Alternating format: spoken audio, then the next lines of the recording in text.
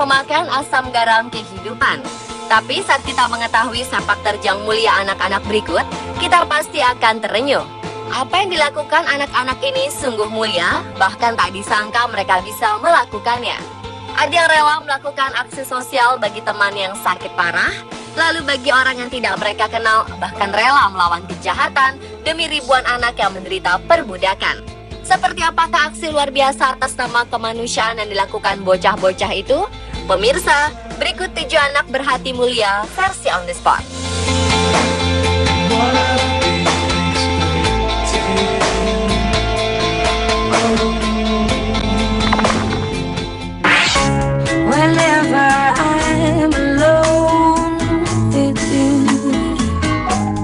Tak ada seorang pun yang ingin diejek atau direndahkan. Tapi bocah laki-laki berusia 8 tahun ini justru rela dihina teman-temannya karena memanjangkan rambutnya selama 2 tahun. Aksinya itu bukan tindakan iseng belaka, melainkan demi menolong anak-anak penderita kanker. 2 tahun lalu, Christian McVillamy melihat sebuah iklan di televisi untuk rumah sakit anak St. Jude. Bocah asal Melbourne ini kemudian memutuskan untuk melakukan sesuatu demi meringankan beban orang-orang seumurannya yang tak beruntung. Christian lalu memanjangkan rambut selama 2 tahun. Ia memotong rambutnya setelah mencapai panjang sekitar 25 cm. Untuk mencapai tujuannya, Christian mendonasikan 4 ikat rambutnya itu ke lembaga amal Children with Hair Loss yang berbasis di Michigan. Lembaga itu memang menawarkan rambut gratis untuk anak-anak yang telah kehilangan rambut mereka akibat perawatan medis, mulai dari korban luka bakar sampai penderita kanker.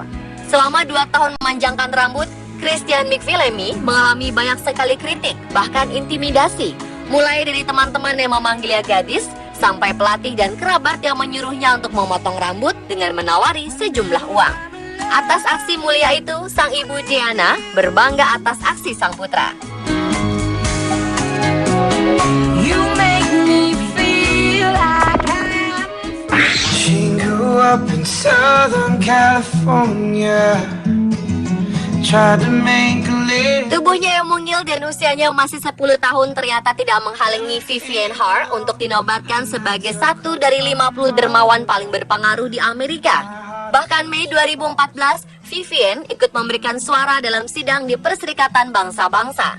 Vivian memang hanya penjual limun, namun dari hasil berjualan limun tersebut, ia menyumbangkan uang untuk membantu anak-anak kecil yang menjadi korban perbudakan. Vivian merasa tergugah setelah ia melihat foto tentang 2 anak laki-laki di Nepal yang hidup dalam perbudakan.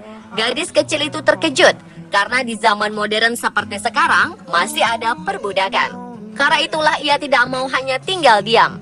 Di tengah cibiran orang-orang yang meragukannya mampu berbuat hal besar karena fisiknya yang kecil, Vivian tak mundur. Kemajuan usaha jualan limunnya pun berkembang pesat. Dari hanya berjualan di atas lapak yang sangat kecil, lama-lama makin besar. Bahkan di hari ke-13 ia berjualan, wali kota New York mengundangnya ke Times Square dan bocah itu mendapatkan tambahan uang 100.000 US dollar atau sekitar 1,3 miliar rupiah. Tak ketinggalan, ayah dan ibunya pun turut membantu. Mereka mendirikan sebuah perusahaan limun serta memberikan uang hasil penjualan limun ke sejumlah organisasi seperti Nepal Youth Foundation, Free the Slave, dan International Justice Mission.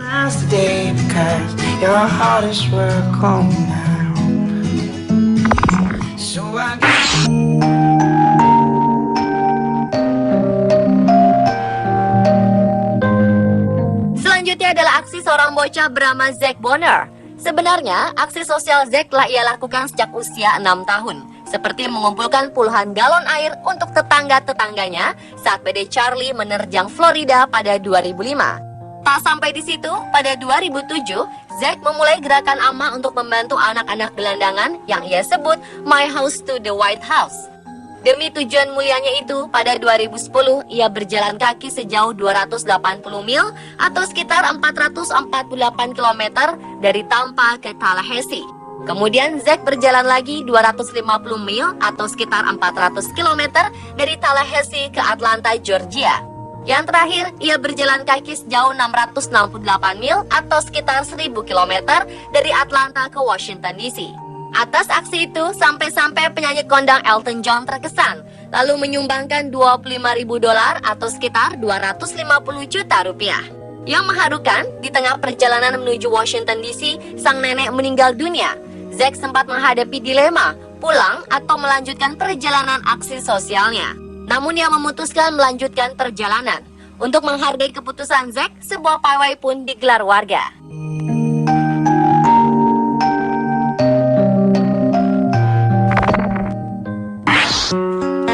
Don't cry.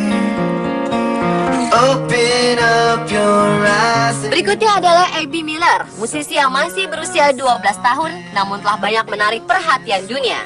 Setiap hari, Abby bernyanyi dan bermain gitar di jalanan, terutama di depan stasiun Washington, bahkan saat musim dingin. Abby meletakkan beberapa ember di kakinya sebagai wadah agar orang-orang meletakkan uang. Hebatnya, Abby berusaha mengumpulkan uang bukan untuk dirinya sendiri, tapi untuk seorang temannya yaitu Taylor Love, bocah berusia 4 tahun. Taylor Love menderita neuroblastoma, salah satu jenis kanker saraf. Sayangnya, teman Abby itu ternyata membutuhkan banyak biaya untuk pengobatannya, namun tidak mampu. Karena itulah, walau usia mereka berbeda jauh, tapi Abby Miller tetap tergerak untuk membantu Taylor Love.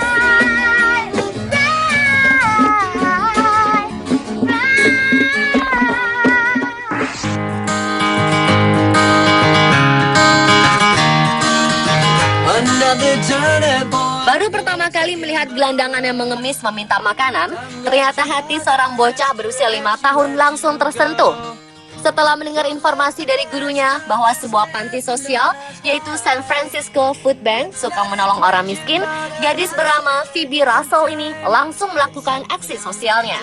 Ia mengumpulkan dan mendaur ulang bekas kaleng soda dalam 2 bulan untuk ditukar dengan uang sebesar $1.000 di panti sosial San Francisco Food Bank. Atas dasar tekad yang besar, Phoebe menghubungi keluarga dan teman-teman untuk membantunya. Dan sambutan orang-orang pun positif terhadap aksi sosial bocah pintar tersebut. Orang-orang bahkan mulai mengantar cek, uang tunai, dan ribuan kaleng soda ke pintu kelas Phoebe. Tak disangka Phoebe nyaris mengumpulkan 4 kali lipat jumlah uang dari awal harapannya. Uang sejumlah $3.700 yang terkumpul ternyata mampu membayar 18.000 makanan untuk para tunawisma. Dan luar biasanya, 6 bulan kemudian, Phoebe telah mengumpulkan lebih dari $20.000 atau sekitar 80.000 makanan.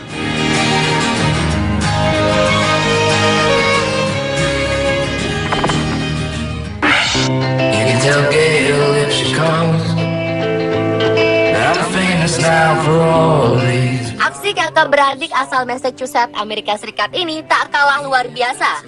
Saat masih berusia 12 dan 13 tahun beberapa tahun lalu, keduanya tersentuh ketika mengetahui bahwa tagihan telepon seorang keluarga tentara mencapai $8.000 dari berita pagi di televisi. Hal itu disebabkan tentara tersebut terus berusaha menelpon keluarganya saat dia tengah bertugas di Irak. Brittany dan Robbie Berquist kemudian membawa $21 dari hasil celengan mereka untuk membuka rekening bank. Mereka ingin menabung dan membantu prajurit itu. Karena terkesan, para manajer bank lalu memberikan uang tambahan bagi rekening Brittany dan Robbie. Selain itu, kakak beradik tersebut juga mengadakan aksi cuci mobil untuk mencoba membantu tentara yang mereka lihat di TV. Tak sampai di situ, mereka juga mengumpulkan dan mendaur ulang ponsel bekas. Hingga kini mencapai lebih dari 10 juta ponsel. Lalu mereka juga mengumpulkan dana untuk membeli 12.000 kartu panggilan internasional prabayar setiap minggu untuk tentara yang ditempatkan di seluruh dunia agar para tentara bisa terus menghubungi keluarga mereka.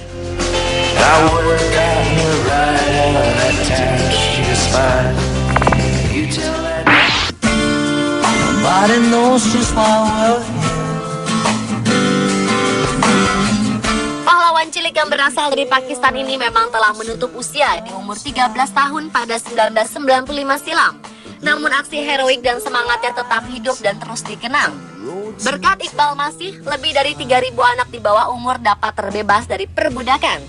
Berawal saat Iqbal Masih berusia 4 tahun, ia dijual oleh ayahnya sendiri untuk menjadi budak dengan harga $12 Amerika atau setara dengan Rp120.000 saat itu.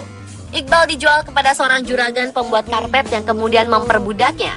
Di Pakistan, 7,5 juta orang dari 20 juta buruh adalah anak-anak dan lebih dari 500.000 buruh anak-anak seperti Iqbal bekerja di industri karpet. Di usianya yang masih 4 tahun, Iqbal sudah dipaksa bekerja selama 12 jam untuk membuat karpet. Hebatnya, pada usia 10 tahun, Iqbal berhasil melarikan diri dari perbudakan itu. Bocah itu pun segera mencari pertolongan dan akhirnya bergabung dengan Front Pembebasan Buruh Pakistan. Melalui gerakan inilah, Iqbal akhirnya dapat membebaskan lebih dari 3.000 anak yang bernasib sama dengan dirinya. Oleh karena jasanya itu, Iqbal kemudian dianugerahi penghargaan Hak Asasi Manusia Reebok pada tahun 1994. Namun ironisnya, pada 1995, Iqbal dibunuh oleh mafia karpet atas aksi pembebasan perbudakan anak yang telah dilakukannya. Love was all that we were. Pemirsa, itulah 7 anak berhati mulia versi On The Spot. Though the world would never understand.